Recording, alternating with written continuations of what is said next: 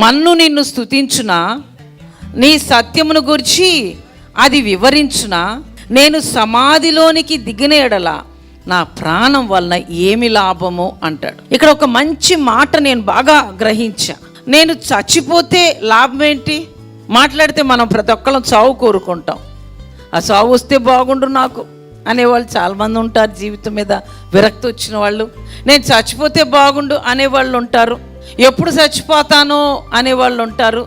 రోజులు లెక్క పెట్టుకుంటున్నాను అనేవాళ్ళు ఉంటారు. మన జీవితంలో రకరకాల థాట్స్ ప్రజలకు వస్తాయి.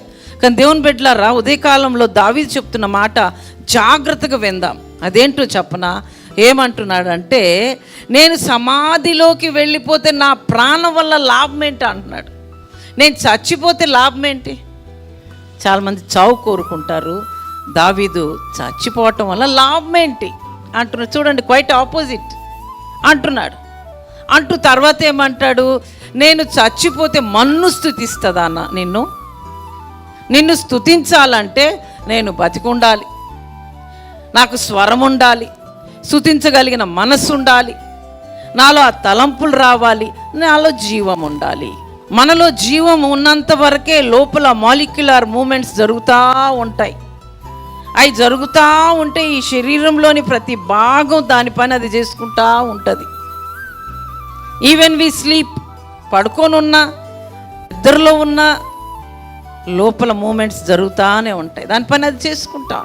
That's what we call molecular movements of the body.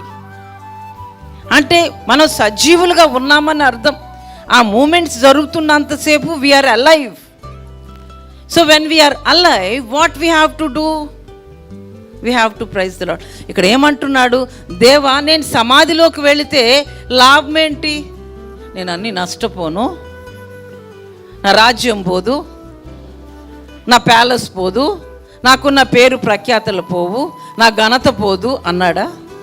నేను చచ్చిపోతే లాభం ఏంటి? నష్టమే కదా. నా బిజినెస్లో నష్టం అన్నాడా? నా యొక్క రాబడిలో నష్టం అన్నాడా? నష్టమే. ఏంటా నష్టం?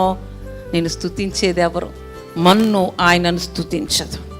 దావీదు అనునిత్యము దేవుని యొక్క కృప, అంటే మర్సీ. మర్సీ అనే మాటకు తెలుగులో కనికరం. కనికరం అంటే ఇంకొక మాట అర్థం ఏంటి? జాలి. యేసుక్రీస్తు ప్రభువారు కొండ మీద ప్రసంగం చేసేటప్పుడు, మన మత్తయి సువార్తలో 5వ అధ్యాయం నుంచి కొండ మీద ప్రసంగం స్టార్ట్ అవుతుంది. కొండ మీద ప్రసంగం చేసేటప్పుడు యేసుక్రీస్తు ప్రభువారు ఆ వచ్చిన జనాలందరినీ చూసినప్పుడు అంట, వాళ్ళు అప్పటికే 3 రోజులు, ఎన్నో రోజులు తినకుండా కూర్చున్నప్పుడు యేసుక్రీస్తుకి కలిగింది ఏంటో తెలుసా? వాళ్ళ మీద కనికరము. అక్కడ రాయబడి ఉంటుంది, ఆ ప్రజలందరినీ చూడంలోనే యేసయ్యకి కనికరం కలిగిందంట. ఇక్కడ దావీదు కూడా ఏమంటున్నాడు? దేవా, నేను నీ కనికరం మీద ఆధారపడి ఉన్నా, అంటే నీ జాలి మీద. అందుకే జాలి చూపించే దేవుడు నాకున్నాడు కాబట్టి, నా ప్రార్థనలు అనునిత్యము ఆలకించే దేవుడు కాబట్టి నా మీద జాలి చూపిస్తూ నాకు సహాయకుడవై ఉంటావు నువ్వు. అంటే సహాయకుడు అనే మాటకి ఇంగ్లీష్లో హెల్పర్ అని ఉంటుంది. హెల్ప్. ఇక హెల్ప్ అన్నప్పుడు వాట్ సార్ట్ ఆఫ్ హెల్ప్ అంటే there is no end to that word. సహాయం అంటే ఏ సహాయం? ఏ సహాయం అయినా. నువ్వు నాకు సహాయకుడవి అంటాడు దావీదు. ఇవాళ ఒక సహాయం కావాల్సి వస్తే ఎవరి దగ్గరికి వెళ్తున్నాం మనం? ఎవరిని ఆశ్రయిస్తున్నాం మనం? ఎవరిని అడుగుతున్నాం మనం? దేవుణ్ణి అడుగుతాము.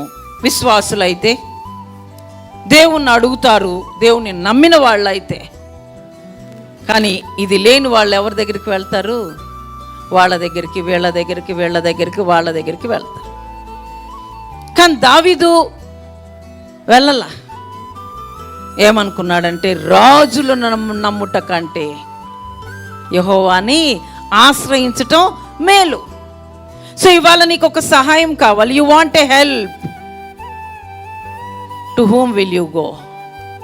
అది ఏ సహాయం అన్నాక జ్ఞానం కావాలి, వివేచన కావాలి, ఆలోచన కావాలి, తెలివి కావాలి, విజ్ఞానం కావాలి, మెటీరియలిస్టిక్ బెనిఫిట్స్, ఆరోగ్యం కావాలి, ఐశ్వర్యం కావాలి, ధనము కావాలి, అన్నీ కావాలి.